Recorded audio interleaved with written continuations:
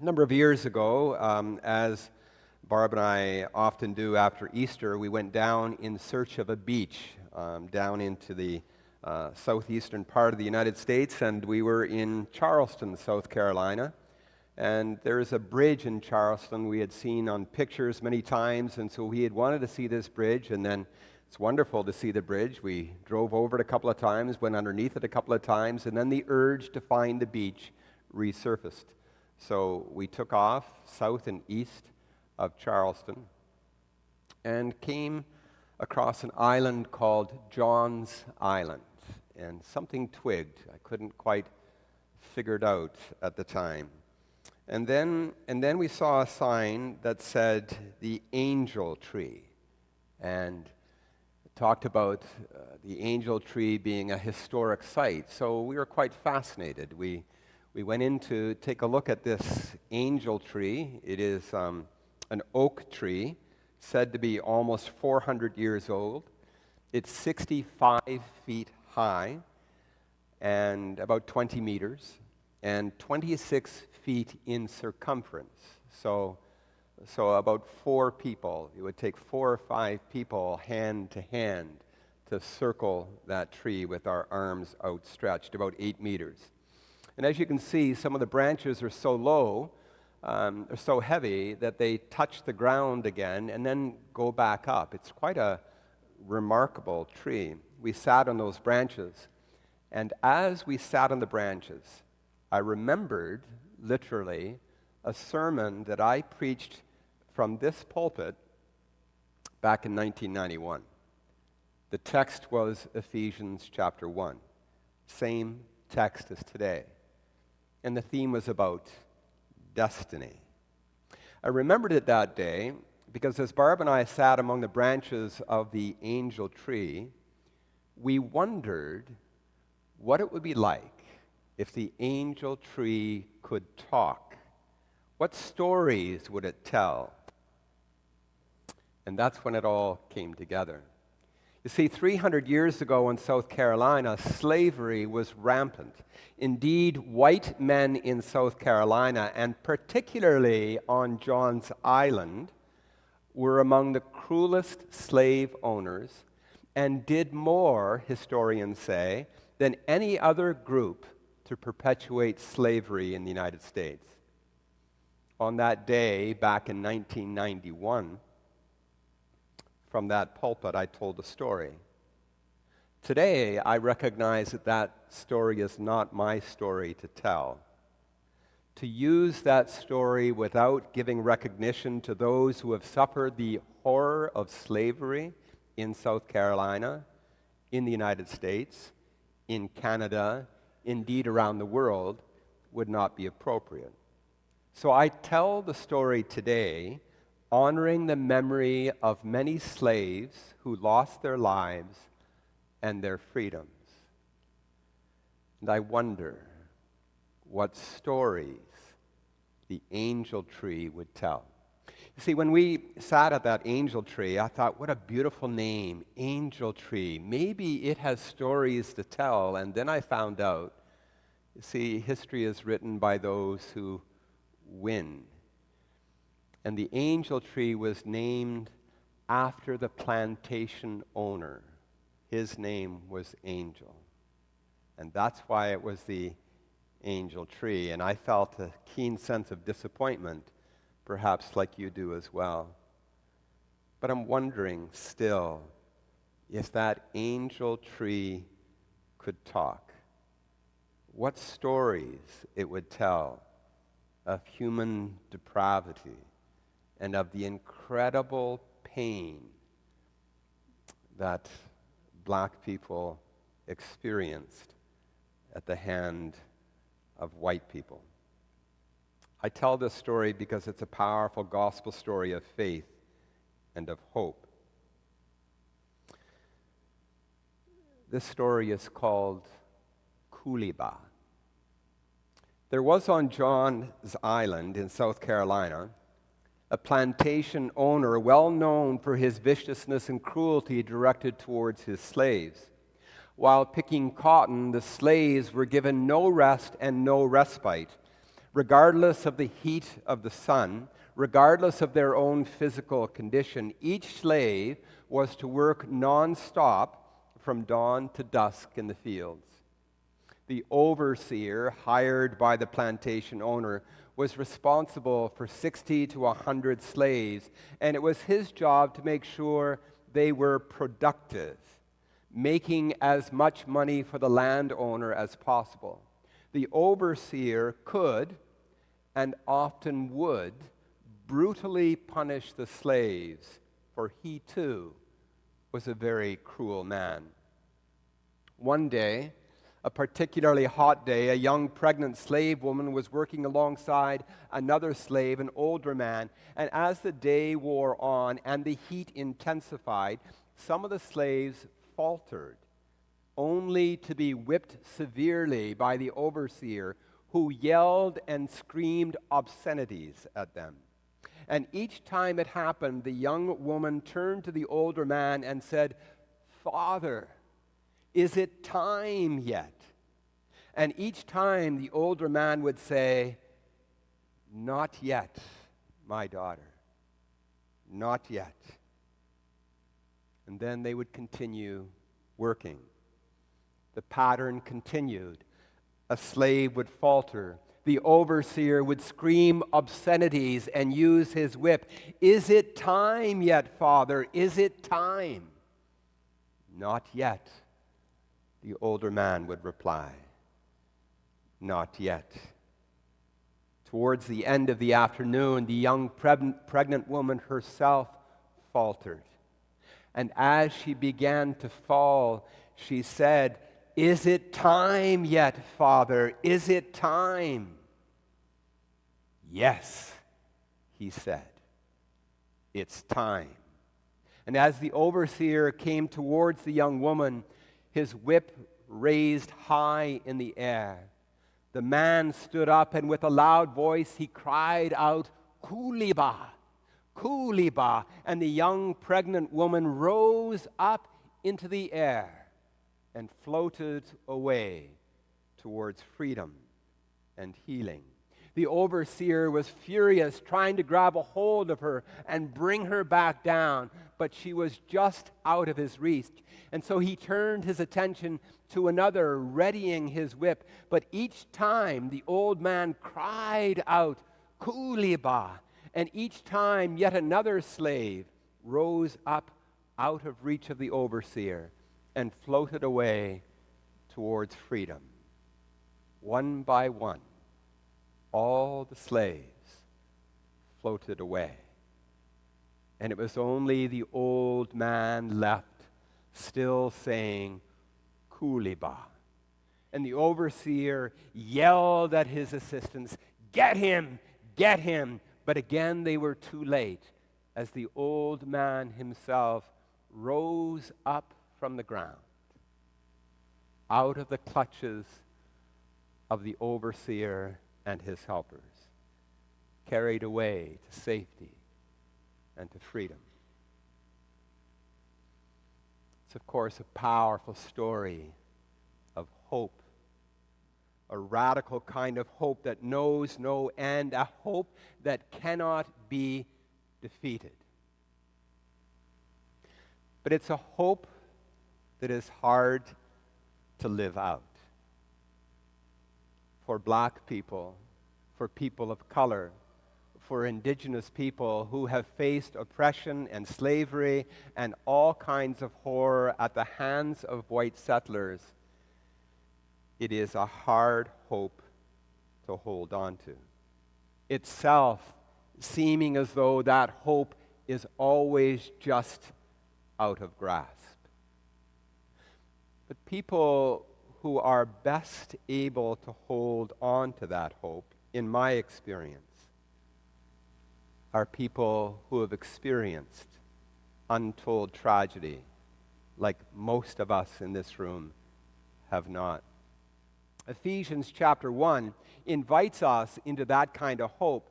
Hope for the entire world, a hope for a world that will be redeemed. Ephesians chapter 1 is about destiny. It's about an inheritance, about your destiny, my destiny, the destiny that God has in mind for the whole world, the plan that God has in mind for the whole world, that all belong to God, that all know that they are loved, that all are redeemed, where no one is excluded, where all live out that love towards God and towards each other. A world here and now, not somewhere in an afterlife, but a world here and now of peace and harmony, of kindness and compassion, of forgiveness and reconciliation, a world marked by a love that knows no bounds, a love that holds us close and calls us to account, a love that tells us that freedom, salvation is found here and now in the relationships that we have with one another in the world. In that time, people will learn to be kind to each other. They will be redeemed, as the author of Ephesians says. Scapegoating will end, because scapegoating was defeated by the cross, shown to be ineffective. And so blaming people for the ills of society, especially those marginalized, blaming them, that is completely destroyed. Competition is replaced by sharing, enmity replaced by a deep sense of connectedness one to the other. War will be a thing of the past. People will be treated as equals. It's our destiny, says the writer to the people of Ephesus. The destiny that God has for God's people. Seems so far-fetched, does it not? It seems so divorced from reality. It seems impossible. So much so that people often in times of history, in times like these, ask the question, will God ever get God's way? And how do we maintain the kind of hope that the letter of Ephesians talks about? I remember the words of the Reverend Pauline Brown talking to a group of us here at St. Andrews just before Christmas. How do we maintain that hope, she said, herself a black preacher? How do we maintain that hope? It's hard, she said. It's easy to give up, but we do our best. We gather ourselves together and we live out the kindness and compassion of Jesus. Barb and I watched a movie last night, and there was just a little line that I thought was really quite powerful. Whatever you've been given in life, give back more. Live out kindness and compassion. Live out our destiny. That's what the Reverend Pauline Brown was saying. Imitate Jesus. Live out the redemption that Jesus made possible by living out inclusion and radical love, each and every one of us, each and every day, by not letting despair set in, by not giving up, by being leaders in this community, in caring for each other. We help to usher in the destiny that God has in store for all. That's what the writer of Ephesians had in mind. That's what redemption is all about. Matthew Fox, I don't know if any of you still read Matthew Fox. He comes to mind every once in a while. Matthew Fox was a strong, very spiritual writer back in the 60s and 70s. Himself a Roman Catholic priest. He wrote a variety of different books, poetry books, prose books. One of his books was called The Way of the Wolf. And he gives an alternative to the way of the wolf. He gives an alternative to those within the Christian church who are wanting a Jesus who is much more powerful. A Rambo, Sylvester Stallone kind of Jesus. A Jesus who is going to wipe away all the bad people and leave the world just with good people, and that way usher in the kingdom of God. That has never been the biblical message. The way of the wolf is not the way of the gospel. The way of peace and kindness. But Matthew Fox recognizes that people get tired and frustrated when we wonder what's really happening. And so he wrote this beautiful prose poetry kind of statement called God's Ragtag Army. And I shared it with the congregation back in 1991, and I'll share it with you as well. Now, Matthew Fox pictures God in this as an old man. And of course, we know that God is not an old man. God is mystery. But for the purposes of poetry and what Matthew Fox is saying, I think it's appropriate. He says this: I think God must be very old and very tired. Maybe he used to look splendid and fine in his general's uniform, but no more. He's been at the march a long time, and look at his ragtag little army. All he has for soldiers are you and me. Dumb little army. Listen, the drum beat isn't even regular. Everyone is out of step. And there, you see, God keeps stopping along the way to pick up one of his tinier soldiers who has decided to wander off and play with a frog or run in the field or whose foot got tangled in the underbrush. He'll never get anywhere that way, and yet the march goes on. If God were more sensible, he'd take his little army and shape them up. Why, whoever heard of a soldier stopping to romp in a field? It's ridiculous. But even more absurd is a general who will stop the march of eternity to go and bring him back. But that's God for you. His is no endless, empty marching. He is going somewhere. His steps are deliberate and purposeful. He may be old and he may be tired, but he knows where he is going. And he means to take every last one of his tiny soldiers with him. Only there aren't going to be any forced marches. And after all, there are frogs and flowers and thorns and underbrush along the way. And even though our foreheads have been signed with the sign of the cross, we are only human. And most of us are afraid and lonely and would like to hold hands or cry or run away. And we don't know where we're going. And we can't seem to trust God, especially when it's dark out and we can't see him. And he won't go on without us. And that's why it's taking so long. Listen, the drum beat isn't even regular. Everyone is out of step. And there, you see, God keeps stopping along the way to pick up one of his tinier soldiers who decided to wander off and play with the frog or run in a file or whose foot got tangled in the underbrush. He'll never get anywhere that way.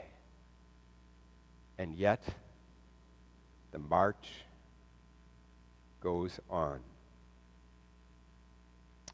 The march goes on with kindness and compassion, with joy and inclusion, with forgiveness and grace. And yes, it takes longer to get to where we need to be as a world. But according to Jesus, there is no other way. So have good hope.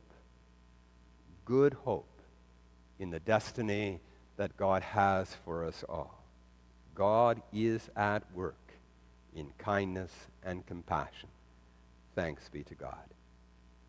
Amen.